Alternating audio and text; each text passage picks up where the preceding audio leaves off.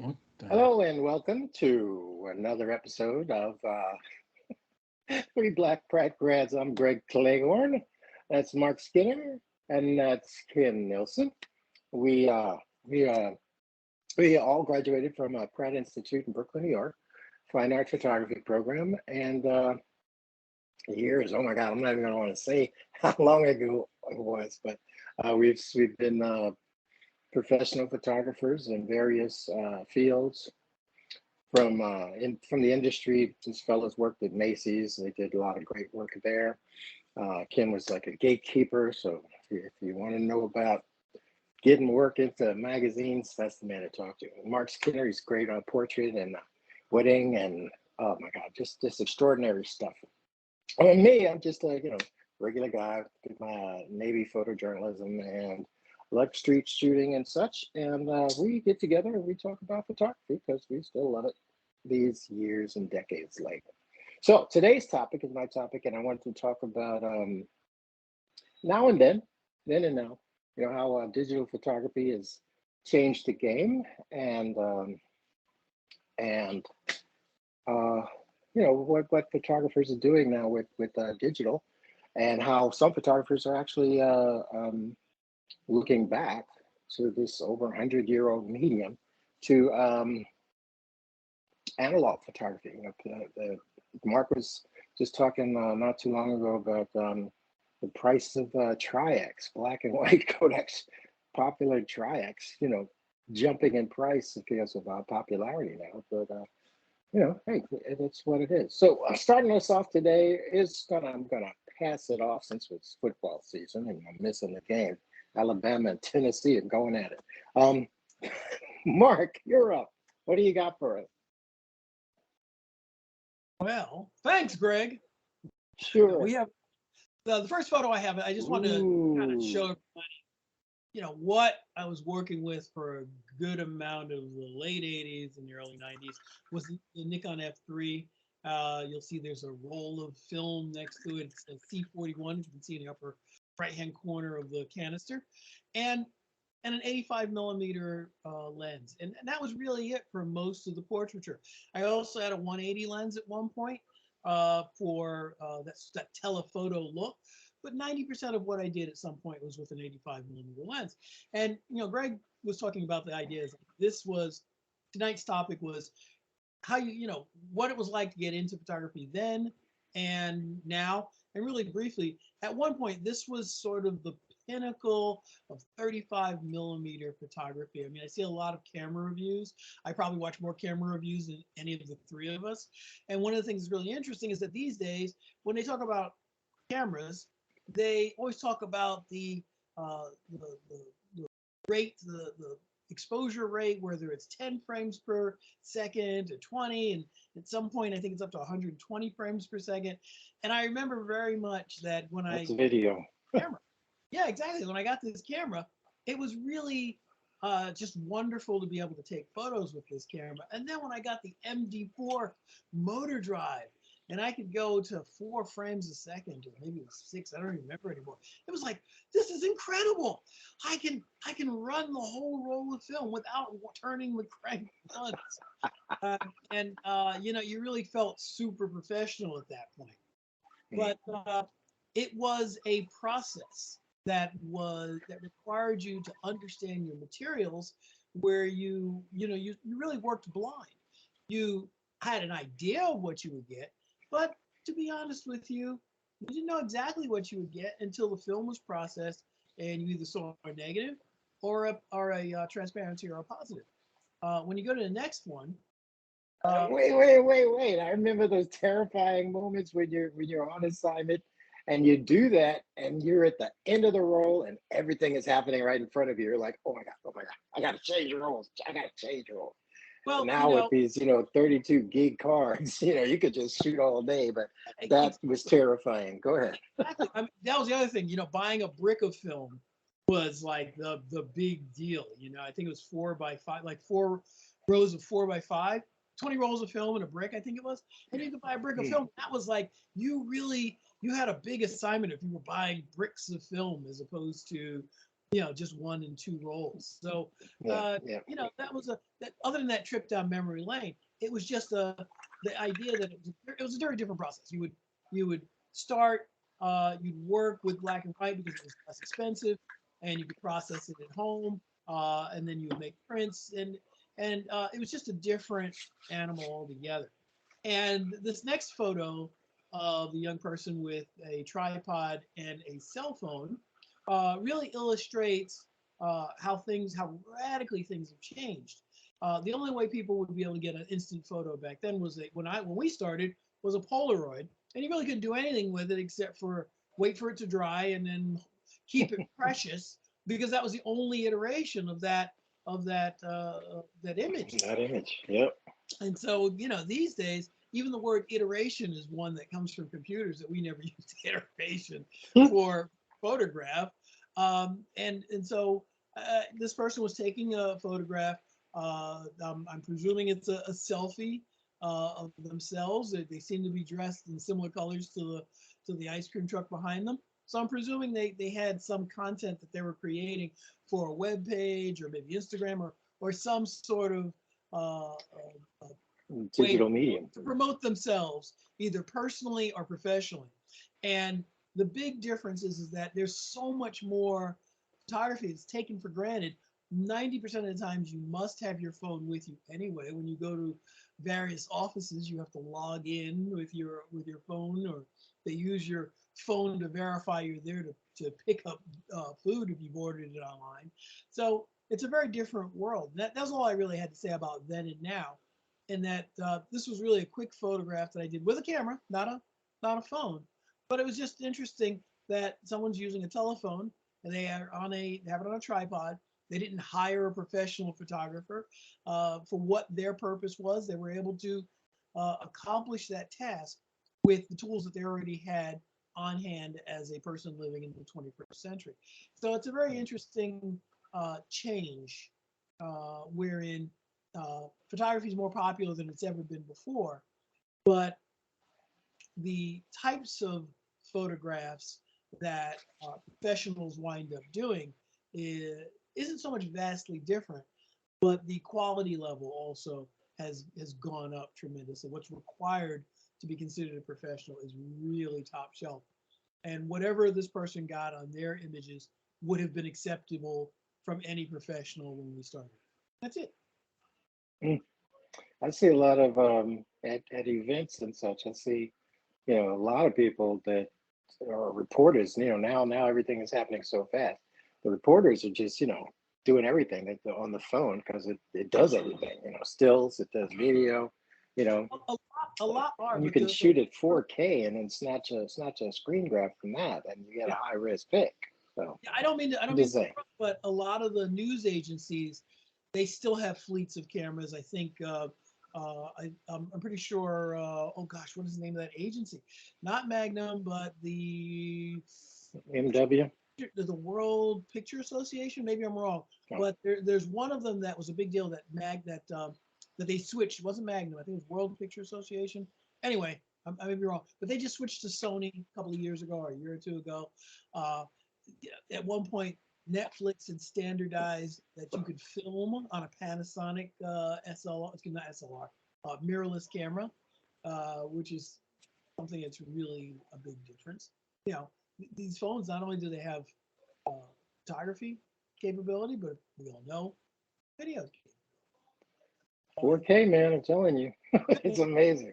I'm monopolizing our time. I'm gonna let Greg get back to what he was doing. Thank you. No, no, we said, well, thanks for that, Mark. Because I know you were even dabbling in, or considering going back and shooting um, analog again, and it's an interesting conversation. I just can't do it. Oh my god! But it's fun.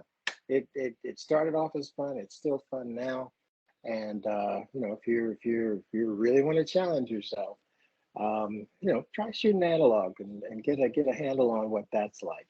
So, what do you got for us, Ken? Ah, well, Welcome to uh, the show. then and now. Now and I'm, then. my contribution to then and now is a time lapse or a time difference of just 6 months. 6 what? 6 months. 6 months. Okay. And so, I mean, when we think about things, right? And of course, we're all analog photographers originally, and so we think analog, and we think, okay, what can we do to stretch the abilities of the film that we're using, the papers that we're using, the exposures that we make, and we boil it down to it. When we think about it, it's not that much we can do compared to digital. Um, and what I want to show you here is just what digital has done. So I myself am by no means a master retoucher. I don't even consider myself an average retoucher. But some of the updates that were in recent, and we've talked about this before, recent updates to Lightroom has made my photographs better or different. I'm able to do the things within Lightroom that I really couldn't do because it was just too convoluted within Photoshop. What do you So, mean by that? well, masking in Photoshop was never easy for me. Creating a Okay. path and doing all that stuff was just not. So, Magic wand, baby, magic wand. well, yeah, well, I But go never ahead. did, but It's since different. they've incorporated artificial intelligence to some degree within Lightroom, the masking capabilities are so much easier now, Hmm. which allows me to be more creative and flexible in my exposure values and how I look at things in terms of exposure.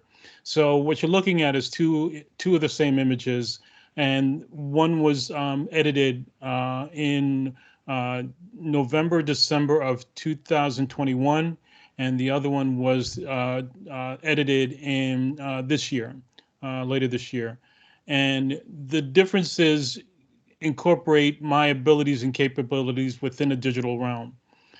So the one on the left that you're looking at on the left is what I would have chosen or would have used without the artificial intelligence capabilities of Lightroom. With the incorporated intelligence of Lightroom, I'm able to do the things to make the image more representable of what I visually wanted. So I'm no longer a captive to the realm of a straight photograph or the contrast and tonalities of an image based on tonal values without the use of mask. With the use of mask, I'm able to do these things that make my images to me just I can focus them better with tonal It value. pops too. You're She talking really about, pops forward. I like that a lot. yeah, Yeah. and you're talking about developing a sort of a visual integrity, or actually a photographic integrity. You know, at what point do you how much do you interact with the image as it's come out of the camera? Yeah, yeah, and you right the capabilities of whether it was film or not. And when I even it's kind of interesting to even with film, you have the only certain level of capabilities and contrast and tonalities when you put the image and when you put the film into an enlarger. But once you scan that image and put it into the digital realm, Opens up. it opens up. It changes. Man. It makes things like compositing and retouching simultaneous.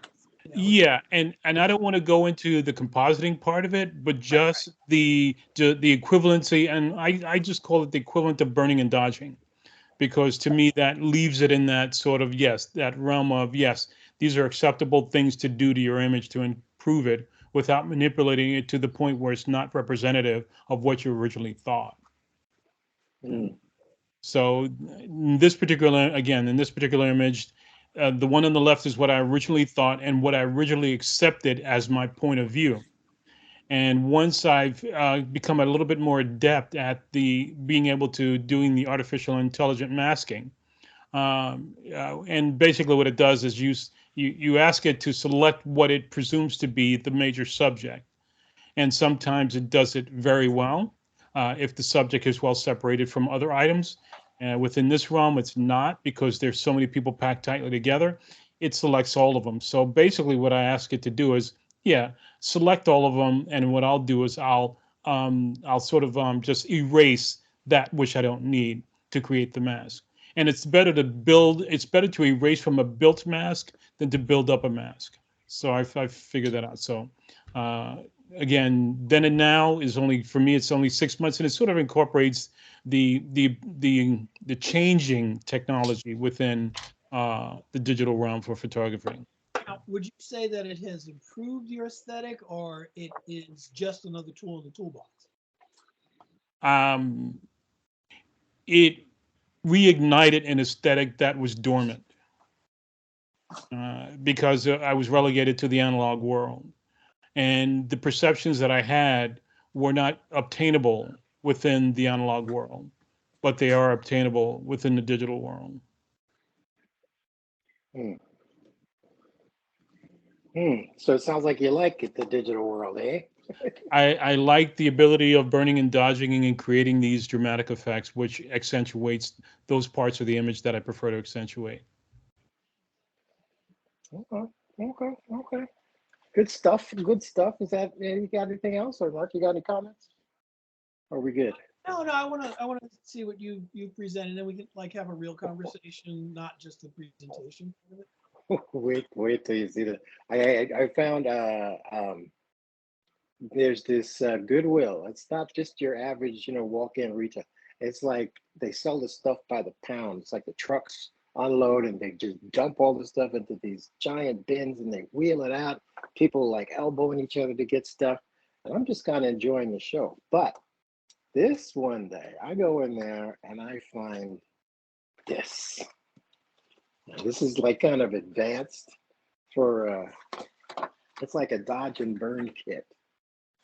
It's got dodging sticks and all kinds of stuff in here. It's got like an I like iris. I like that it's the same color as the amber lith, you know. So You're right. Yeah, yeah. Uh-huh. so you can do the Yeah. lithographic burning and dodging on that first. Yeah. This is an amazing kit. It's got like everything. You can make shapes and stuff. And that was the world of uh, analog dodge and burn. You had to, set it up and you have your own. Everybody remember making dodging tools with the hanger and a piece of Yep. tape, and you're like, "Oh, I got it." But now, just like it was saying, yeah, I know this is. I know compared to now, this is like it might as well be a freaking dinosaur. How do you get that just like that? Well, I do the iris and the earth. But it was an art. It was truly was an art. Yeah. Not to say that digital isn't, but see, it's got a little diagram, shows how to dodge and burn, and then in the dark room, and Oh, but I've got a kick out of it. does it have that little burning light also? Did you see the light? No, that was the only thing On missing. the back, there's the little flashlight with the gooseneck. There you go. Yeah, Yeah. it's not in here. I guess it didn't make it. No, no gooseneck. Changing oil. But This huh? that's good for changing oil filters. Yeah, yeah. I got a kick out of it, and of course your dustless rag, or this thing has a lot of dust, so I don't know what they use this for. It actually smells like chemicals. So anyway, Oh, that's not what that, it's not one of those Ilford negative wipes. Remember those? yeah, right. Yeah, yeah, yeah. The Anti dustless. the It was Ilford dustless, right? That was what? no, the Ilford anti-stat. Do you remember those? Anti-static. That's it. Anti-static. It wasn't dustless. I don't know why I was thinking dustless, but anti-static. That was big. Right, right. Everyone had to have their own, and you cut it so that you wouldn't use the entire anti-static cloth in a month. Yeah, yeah.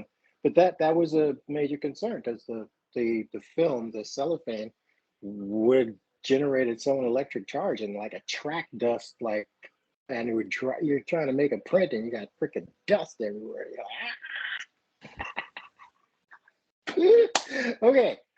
Thank God for technology. All right, so you can throw up that picture, Ken. I just wanted to say, I loved it because the technicality of it was was art and tech, and the combination of science and art was wonderful. You have this latent image, like Mark was saying. You never know what you actually got until you develop it, and then you don't know exactly what you got till you printed it. Um, but man, I remember the advent when things just started going digital, and uh, something happened because doing photojournalism, something would happen where I was, but it was newsworthy. We could just take the shot, slap that card into the computer, pull it up, do whatever corrections and send it out. Next thing, it's around the world. You send it to DC, you send it to Florida, you send it. It was wonderful. But what I liked about now and then, or then and now, um, I still like black and white. A good black and white print really really spins my wheels. Um, butters my bread. Name any kind of colloquialism. But this one, what I liked about digital was that I could manipulate. I know Mark, you guys can understand. You work with the image that you have. But sometimes conceptually, you have an idea that kind of bends the rules, or grays the borders. And when I was shooting this, it was a super foggy day, and just looking at this guy going down the low road, and I was like, man, conceptually, all of these things are the high road, low road, good and evil, all of these concepts started popping in. And I was like, how can I really change that? And then with the advent of with just as a straight shot, it could have worked. A dark figure on a path, and he's at the fork in the road, and life is about decisions and stuff. All of these ideas come in. So I was like, what if I moved him to the high road? So I digitally cut him out and put him over there. And now I could have filled in that space, but when I moved it, I was like, wow, I like that even better.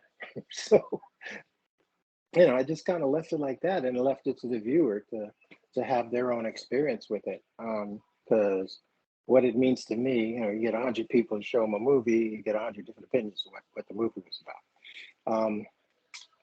But digital is wow, it just changed the game, and I'm enjoying what young photographers and even old photographers are doing with um, straight photography. And I really enjoy photo illustration, even though it isn't straight photography. I know you guys are gonna give me grief for that, but I've always liked photo illustration, and the ability to manipulate stuff, in the computer. Now it's just wide open, you know.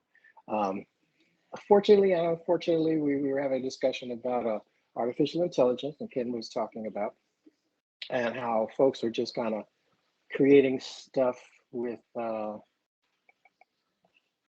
AI and getting photographic images. And, it's like, is it photography? It's totally computer generated. But what I liked about the then part, like photography, Olsman, was it Jerry Olsman or Olsman? Oh, yep.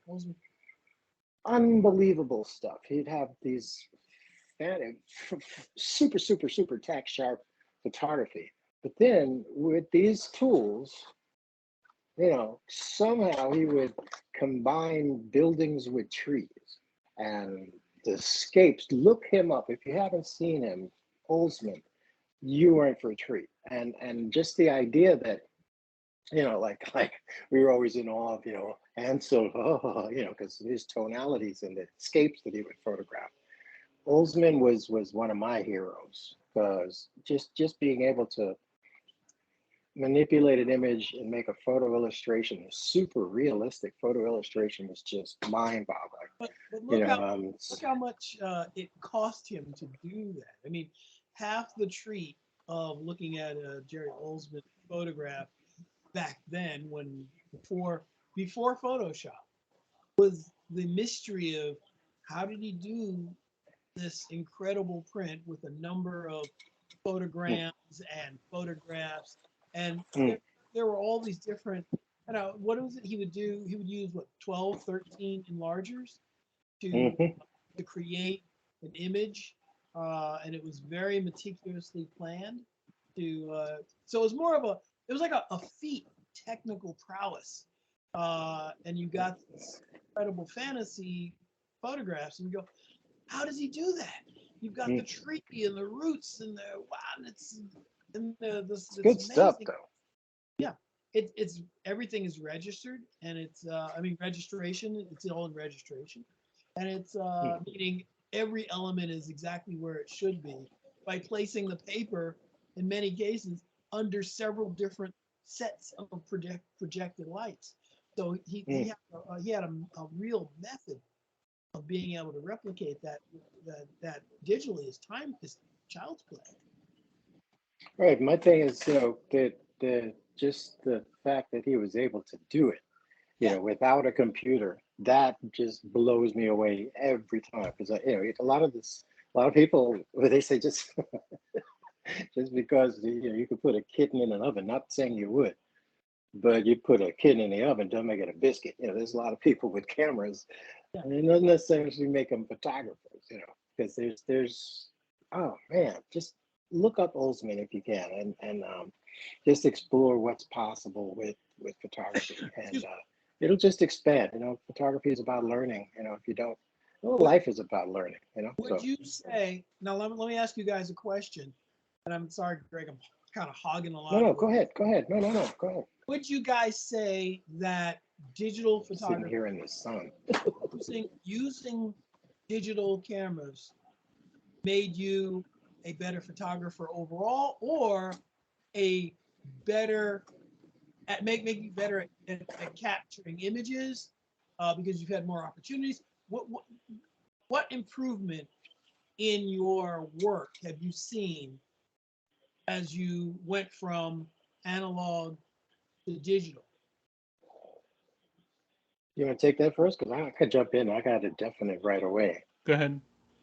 No, it made me better because it got me faster. I could shoot a scene and say, oh no, because like all the calculations that the camera is doing, it's taking an average, 11% gray of the entire. But I'm looking at the image and I'm just like, no, I'm looking at the scene and I'm saying, no, this is what I want over here. So I can, basically uh, meter the sky, and say, okay, I want to keep the sky. I know this is going to go dark, but I'll, pop some flash on there, and I can bring that up and balance the whole thing. So with the advent of the digital, I was able to get faster with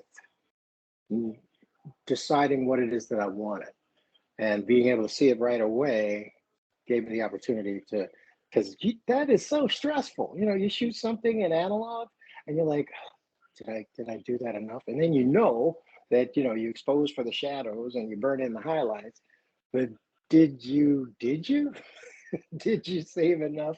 Is there enough detail in the highlights to bring down, or do you shoot two images like Oldsman shoot two images and then you kind of mesh the two together that you do in Photoshop, or if you shoot HDR, and it gives you three images or whatever, and then it digitally mends them together. But yeah, it definitely made me better, quicker, faster, for sure. I'll shut up now. What do you got, Ken? So what about you, Ken? Has it? And I'll tell you how it's changed for me. Yeah, I think there's give and take on both. I don't think either one has the edge. But if I as I'm thinking about it as Greg was talking, I and if you had to pull my leg to sort of get me to admit which one taught me the best or the most, I'd still say analog. And the reason why analog does is because you had no choice. Right. You didn't have It had to be right the you first time. had to be right. If you're shooting chrome or slides, you had to be within a half a stop. You know, if you were not, so you You're use not there. that meter, and you use what you learned, and you continually used what you learned. Where digital is not, digital can be your crutch, your savior, where Mm-hmm. film cannot be. So you have to depend on knowing, understanding that the film is not going to save you. The only thing that's going You to can't save you fake is it. your understanding of what the limitations are, and work within those limitations continually. and learning every or using every roll of film, that every type of film, every speed of film, every type of film that you can, to make sure that when you do use it, you do. And again, what you used to do is you used to test. All right, you didn't just go out and shoot willy nilly. You said, if I'm going to use Tri-X, I'm going to use it based on the experiences I've had before I use it when I need it.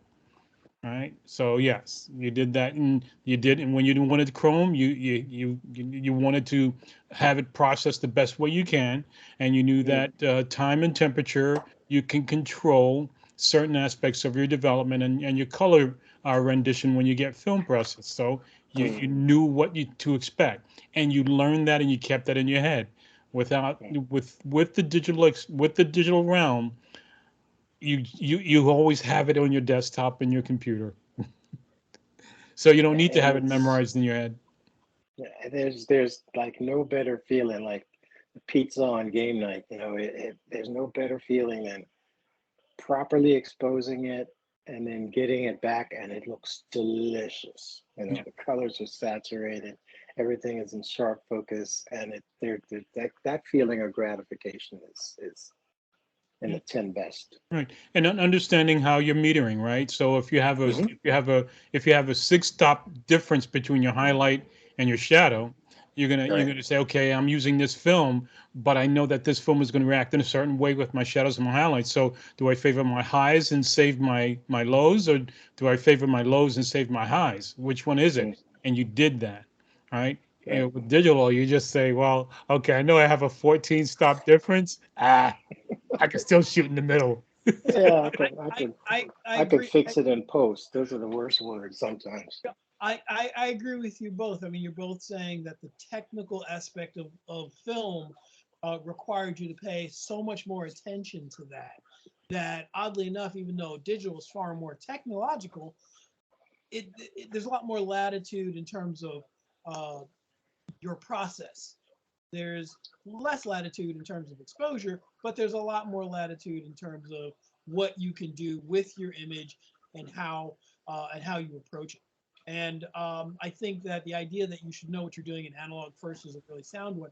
But how would you tell someone to begin if they had a cell phone and they've become very proficient and now they wanted to move on, right? But they didn't want to do analog, right? Because then it's a you know they don't feel confident enough yet to move to uh, film, but they know they want to get to a more sophisticated photographic experience. Um, I'm not going to ask you for brands, but what type of uh, what types of things would you tell them to look for in a camera now that you wouldn't necessarily have told them before? I mean, I know we all would have said try to get the cheapest one you can that's professional. I mean, I think the Yashicas and the Pentax K1000, right, was pretty much a standard. If you couldn't get to the Nikon or the Canon, get the Pentax K1000, you'll be fine. What would you tell someone now to look for uh, in a camera? Can I say real quick what my answer is? Yeah, sure. Because yesterday or the day before, someone asked me that exact question. Oh, good. They Hmm. said their son is starting out in photography and what cameras would they recommend? And I basically geared them toward the analog world, and I told the typical Pentax K1000 film camera or such and such, right? Because that was my experience that I understood. Then I tried to, and then I said, okay, if you want a digital realm, I can't give you an answer because I've never experienced all those digital cameras, so I can't tell you what's going to render or what's going to do what for you. You have to go Oh, out there and experiment. I right. basically Mm. said, I can't tell you that. You have to Oh, go out and experiment. I couldn't recommend anything, and I oh, didn't. I wasn't like, looking for a specific camera. I was like, what type of things would you tell them to look for? Right, Greg? Greg? Yeah, I no, there's just too many variables. There's too Too many things much. to look for. Well, I would, you know, okay. The cell phones now, it's amazing stuff. There's settings where you can change your entire f-stop range. There are settings where you could change the lighting digitally, and you know, theatrical lighting, day lighting, you know, spot lighting. It's the filters in the, or the, I guess you call it filters. Filters in the cameras are almost staggering now. If you go in and see what they can do, but I mean, I would probably say try analog just for the experience of it, and then get as good at digital as you possibly can, because it's just quicker. You know, the learning curve is different, and the capabilities are just whatever's limiting you is your own imagination. I think that it's just so wide open right now. Just like, you know, like I always say, just keep shooting. You know, get better and learn your craft and learn the mechanisms, learn how light works. You know, get your sky chart so you can tell when the sun is going to be in the magic zone, and I just keep shooting. It's just, for me, it's just a medium, analog and digital. It just keeps giving. You know. Right. And like you guys, I would have told someone to get a 35 millimeter SLR camera in the past. I would still tell them, if they want to do film photography, go to a reputable used unit salesperson or sales company, and you know they have a lot of good deals on equipment that's relatively good shape. Buy it inexpensively. But I think these days, I would probably tell someone to buy something.